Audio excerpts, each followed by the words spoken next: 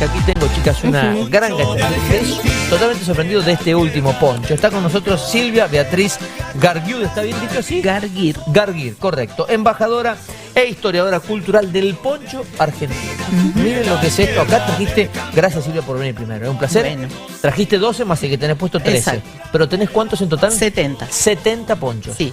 ¿Cómo surge esto? Contanos un poco. Bueno, yo provengo de una familia ligada al campo y entonces yo heredé un poncho. He sido docente durante 42 años y enseñaba matemática. Sí. Pero yo enseñé matemática a través de un libro y entonces daba con literatura, daba matemática. Entonces cuando me jubilo, yo ya había empezado a comprar ponchos y a tener más cantidad de ponchos y dije, esto lo tengo que mostrar. Entonces fue mi elemento físico para poder contar anécdotas de la historia argentina y como habíamos empezado a viajar, dije, ¿y por qué no viajar con los ponchos? Y entonces empecé a viajar con los ponchos, a comprar más ponchos y a estudiar, investigar y entrevistarme con gente de otros lugares del norte argentino que me iban contando cosas que no están en los libros. Claro, porque debe haber poco material bibliográfico a la hora de estudiar algo prácticamente tan... no hay nada de material bibliográfico. ¿Qué sabemos de la historia del poncho? De la historia del poncho decimos que proviene de la época de los incas, cuando ellos usaban un ponchito corto, rojo, que se llamaba uncu. Y entonces cuando Francisco Pizarro llega a las tierras de América, quiere llevarse todo lo que era el oro y la plata que le habían dicho que había, entonces se dirige al imperio inca. Y ahí engaña un poco hasta que esto deriva en la muerte del Inca Atahualpa. Y entonces ya se había, ese poncho chiquito ya había pasado al norte, que todavía no teníamos frontera, pero ya había pasado al norte argentino. Entra por el norte, por eso es tan característico del norte. Entra por el norte, a pesar que en el norte no hay tantos ponchos característicos. Claro, y uno podría pensar, ¿no?, que hay mejor temperatura, sin embargo tienen a veces una amplitud térmica tremenda. Hay una diferencia enorme de temperatura entre el día y la noche, entonces la mayoría de los ponchos norteños son encapuchados. Ajá. Porque entonces, ahí yo he traído uno, después se los explico, el segundo. Yo lo voy mostrando, mirá. Ese es un poncho encapuchado. Ese se llama cardada. Che, pero este es tremendo, esto te da calor con esto, Muy abrigadito. Tiene un botón que es el sol de la asamblea del año 13. Ajá.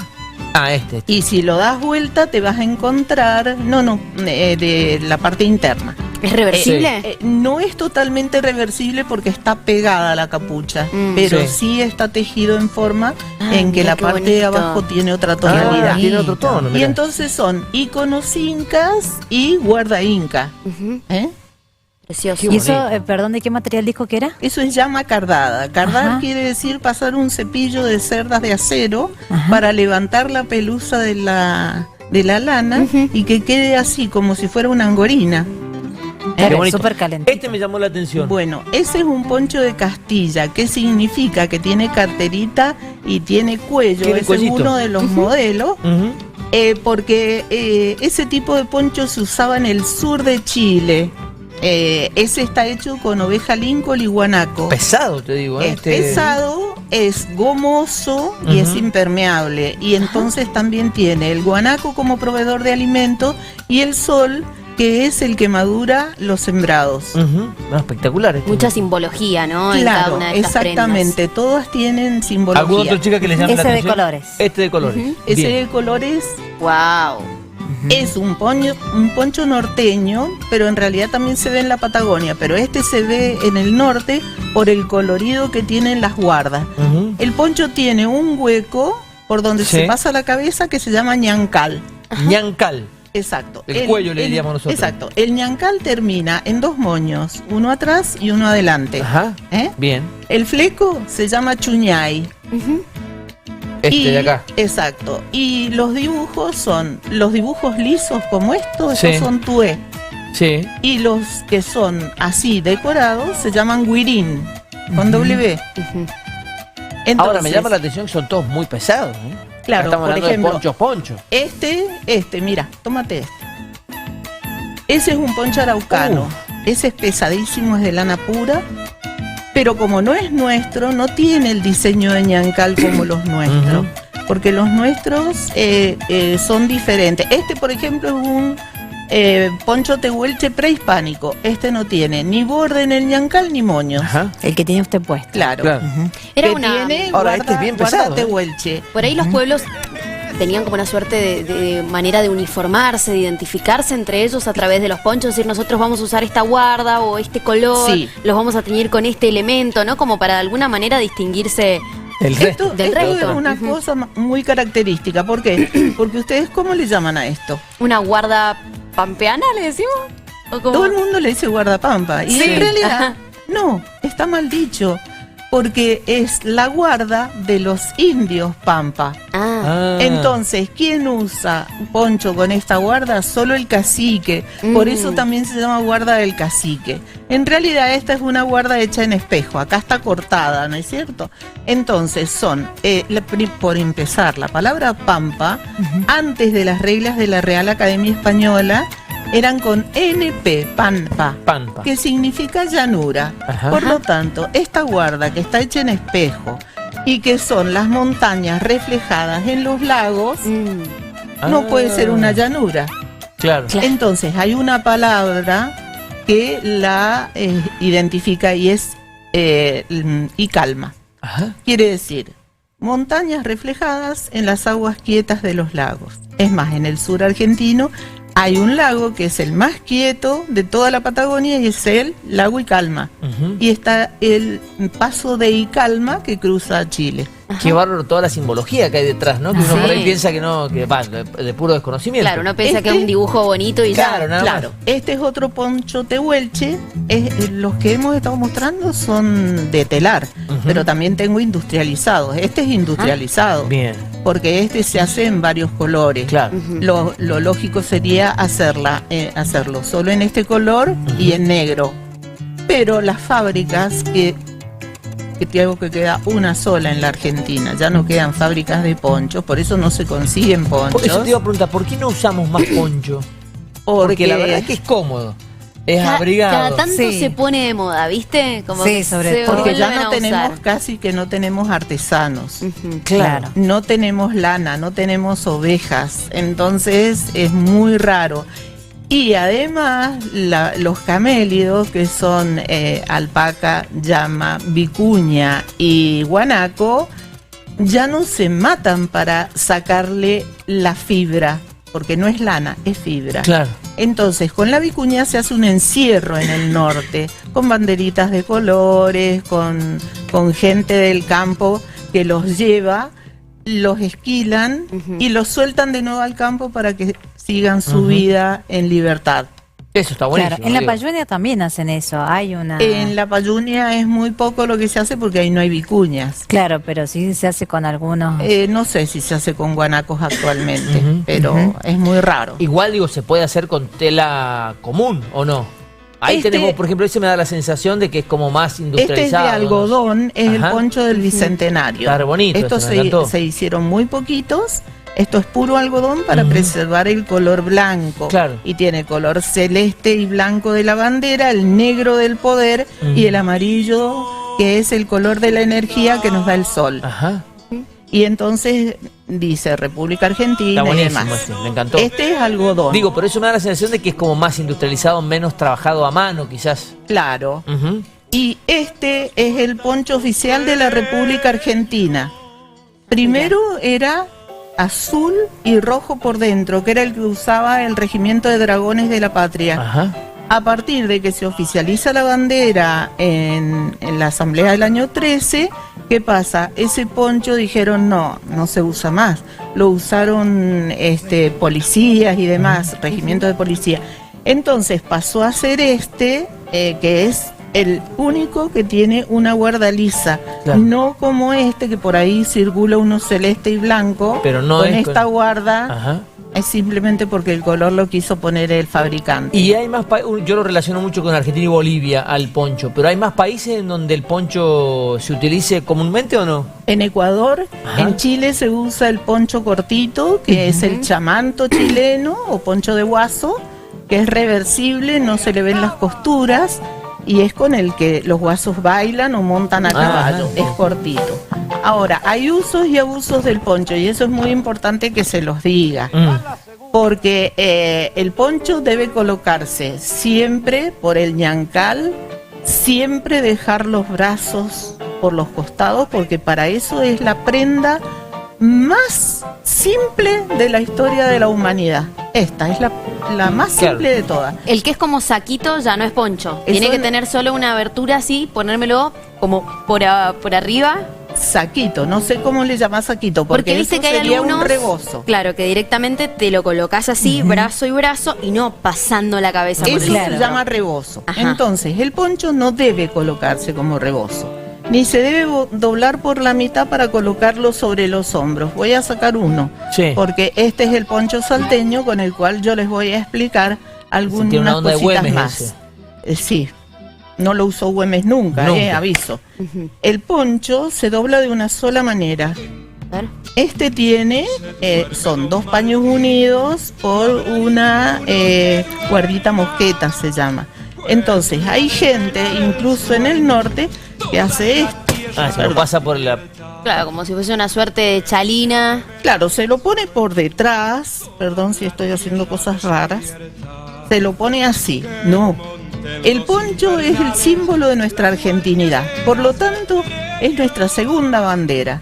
Entonces no se lo debe maltratar. Hay que ponérselo como corresponde. Sí puedo hacer y tirar el poncho en el suelo y tirarme a dormir. Eso sí. Porque me está brindando un servicio. Entonces no lo estoy degradando. Y ponerlo sobre el hombro, que Sobre el muchos lo hombro usan. es así. Se dobla ¿Eso se la puede mitad hacer por o...? el ñancal. Sí, sí. La única persona en la República Argentina que usa las pilchas gauchas y los ponchos en forma correcta es el chaqueño palavecino. Ah, mira. Entonces se dobla para que quede el chuñay Claro, y se lo pone hacia ahí. afuera y hacia abajo. Claro. Del otro lado queda lisito. Bueno, esa es una cosa. Lo están usando, por ejemplo, hay gente, incluso en el norte, que hace esto. Sí, Eso se llama terciar el poncho. sí. Esto es una humillación. Y si hago esto, es doble humillación. Y les explico por qué. Porque de 1800 en adelante, en el norte argentino, la pobreza es extrema. Entonces la gente de campo trabaja el campo y cuando tiene que bajar a un pueblito a comprar algo, ¿qué hace? Como hace tanto calor de día, ellos trabajan sin nada. Claro. Y se ponen un pantalón que se ata con una cuerda en la cintura y las famosas uyutas, que son las hojotas de cuero. Entonces, para poder bajar no cabe ir semidesnudo, entonces se colocan un poncho. Siempre había alguien para humillarlo y le decía: gaucho, tercia el poncho. Entonces él hacía esto y lo primero que surgía era el torso desnudo. Ajá. Eso lo estaba humillando. Ah, mira vos. Entonces es la primera vez que se usa el término descamisado. Ah, mirá vos. Después lo es. utiliza mucho el peronismo, ¿no? Claramente. Claro, lo toman de ahí. Ajá, mirá vos, no sabía que venía de ahí. Qué Bueno. detalle. ¿Y has recorrido países con los ponchos? Sí, he recorrido países. Después te termino de contar otra cosita acá. El año pasado la Cancillería Argentina me eligió como representante de la República Argentina para llevar los ponchos como tradición pura al sudeste asiático, específicamente a Singapur. Entonces, allá se hizo un evento. Yo estuve 15 días en realidad, porque eran 2 días enteros de viaje de ida, 2 días enteros de viaje de vuelta, 4 días de evento. Y entonces allá con toda la plana mayor de la Cancillería, el embajador, nos alojaron como huéspedes de honor en el departamento del embajador.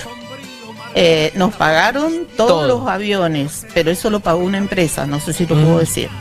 Sí, no pasa nada. Pagó, la Ajá. empresa pagó todos los aviones. ¿Y cómo allá- le fue? ¿Que les llamó la atención? ¿Cómo Yo llevé de reaccionaban ante el regalo, poncho? le investigué un poco. Primero estuve un mes que el embajador de Singapur me llamaba todos los días porque llevamos 30 ponchos. Fue toda una odisea, porque son pesadísimos. Las maletas, me imagino. Una locura. Entonces los colocaron en maniquíes en el lobby del Paragon Mall, que es el shopping más lujoso de Singapur, que pertenece a la cadena Paragon del sudeste asiático. Entonces ahí se hizo, y ahí vinieron todo el cuerpo diplomático de Singapur, todos los diplomáticos del mundo que están acreditados en Singapur, y además hubo cosas curiosas, porque celebramos el 9 de julio con los ponchos. Celebramos el Día Nacional del Bandoneón, que fue el 11 de julio, por la muerte de Aníbal Troilo. Ajá. Entonces, hubo parejas que bailaron tango. Los singapurenses adoran el tango como en Japón. Y además se inauguró un monumento del bandoneón, el Bellows, de Aníbal Troilo, para siempre en la entrada de ese Paragon Mall. Mirá vos. Y además se degustaron vinos mendocinos. Como tiene que ser. Bueno. ¿Y San Martín usó poncho? Sí, en el Parlamento de San Carlos asisten 50 caciques con toda su indiada. Y es cuando se reúnen con San Martín, y cuyo traductor fue Fray Francisco Inalicán, que era hijo de un lonco de Chillán, de Chile, y que había venido y lo habían asignado en el fuerte de San Rafael, y cuando se pone a disposición de San Martín, va al fuerte de San Carlos. Ahí en el paraje de la isla se hace la reunión de San Martín con los caciques. El principal fue Ñacuñán. Ñacuñán le regala un poncho que se llama la manta de la luz. ¿Por qué? Porque Ñacuñán consideraba a San Martín un ser de luz. Entonces le regalan ese poncho, que en realidad San Martín fue haciendo como una especie de engaño. Fue eso, las famosas guerras de Zapa y demás. Sí, sí. Porque les dijo que iba a pasar por sus dominios. Y en realidad lo único que hacía la indiada pehuenche era vivir por ahí. Ellos no tenían ni la noción de república, claro, ni de propiedad, ni de tantas cosas que claro, no les pertenecía la tierra, pero San Martín les hizo creer que ellos eran los dueños y señores. Claro, los hizo parte además del cruce y de colaborar un montón. Y después por ahí pasó por el planchón uno de los regimientos para ir a Chile, que fueron 101 hombres. Así que en el cuadro de don Fidel Roy Matons lo vemos a San Martín de costado con el poncho, con la manta de la luz. Mirá vos, qué bárbaro. Por eso el poncho mendocino toma los colores. Nosotros no tenemos poncho oficial, porque en la República Argentina hay ponchos oficiales y ponchos por uso y costumbre. Mendoza no tiene poncho oficial. Entonces esto es poncho cuyano. Lo usa San Juan y San Luis. Y nos distinguimos solo por el escudo. Por el escudo. Solamente por el escudo. Y acá yo quería contarles otra que es muy dolorosa, porque ¿cómo es el tema? Los bailarines usan esto como chiripá. El chiripá, el chiripá es simplemente un rectángulo que va de atrás para adelante y se coloca sobre el calzoncillo cribado. El calzoncillo cribado es ese pantalón blanco que llega casi al suelo, puede tener flecos, puede tener distintos puntitos. Entonces, ese es el verdadero chiripá. Chiri, frío, pa, al frío. Es así de simple. Pero los bailarines usan esto. ¿Qué pasa? Hay una confusión muy grande con respecto al poncho salteño. Estas guardas negras ya vienen de los incas, porque esto lo coloca en su uncu el inca, porque siente que su padre muere después que asesinan al Inca Atahualpa. Entonces, esto es por la muerte del Inca Atahualpa. Claro. Por la muerte de Güemes es solamente esta parte. Pero este poncho color rojo sangre de toro surge recién en 1931. Claro, mucho tiempo después. Claro, porque por ejemplo hay un pedido de Güemes de 1819 que le pide al director de los depósitos de la provincia de Salta 257 ponchos surtidos. Si te pones a analizar, son 257 infernales que eran de su regimiento y a su vez eran 257 ponchos surtidos. Claro. Pero en 1931, durante el gobierno de facto de pues, José Félix Uriburu, Uriburu va a Salta porque inauguran el monumento que recuerda la muerte de Güemes. Y ahí viene los gauchos de la Viña, se llaman, agrupación Gauchos de la Viña, y vienen vestidos así. Y ahí queda. Entonces gusta tanto esto que se oficializa recién en 1931. Antes eran surtidos. Beatriz, por demás interesante, nos tenemos que ir, nos apura el tiempo. Si alguien quisiera conocerte o conocer más en detalle de la enorme que trajo 12 de 70 y pico, así que imagínense, ¿te pueden encontrar en algún Instagram, en alguna red social o algo? En el Face. En el Facebook. En el Face con mi nombre. Silvia Beatriz Garguir. Macera. Garguir. Exacto. Para que lo tengan entonces, embajadora e historiadora cultural del poncho argentino. Hemos quedado deslumbrados, espectacular. ¿Te puedo contar una de Güemes? Una más cortita, una chiquita de Güemes. El cuadro que se ve de Güemes no es Güemes. No se sorprendan. Güemes muere en 1821 cuando San Martín está con el general José de la Serna en el Perú. Está en la hacienda de Punchauca. Preparando a ver cómo iba a ser la independencia del Perú. Y entonces, al mismo tiempo, están asesinando a Güemes. Todo el mundo creyó que el Güemes ese que sale con la chaqueta blanca y los alamares dorados era Güemes, y no era él. Porque es recién en 1965 cuando se oficializa el cuadro de Güemes, que en realidad se llamaba Martín Miguel Juan de la Mata de Güemes Montero Goyechea y La Corte, ese era su nombre completo. Y entonces primero lo habían pintado un francés que se llamaba Charán. Lo había pintado en 1876, pero lo había hecho como gaucho, no les gusta. En 1885, Flavio García le saca a ese mismo dibujo, le saca la vestimenta de gaucho y le pone una de soldado. No les gusta. Pero en 1902, Eduardo Schiaffino, mirando a su sobrino nieto, Carlos Murúa, era el sobrino nieto de Güemes, a sus dos hijos, Martín del Milagro, que también fue gobernador de Córdoba, y a José, y con esos tres arma, y ese es prácticamente el Güemes verdadero. Y ese cuadro se oficializa en 1965. Mirá vos, mucho más cercano aquí en el tiempo. Bueno, espectacular, la verdad, una clase de historia incluso. Silvia, gracias por tu visita, un placer. No, gracias a ustedes por invitarme. Impresionante la cantidad de poncho y conocer más en detalle tanta historia detrás de cada una de estas prendas. Vamos a la pausa, 10 de la mañana en punto, 6 grados 3 de temperatura, Nos quedamos en esta hermosa imagen emponchados aquí en Hola Mendoza. Ya venimos.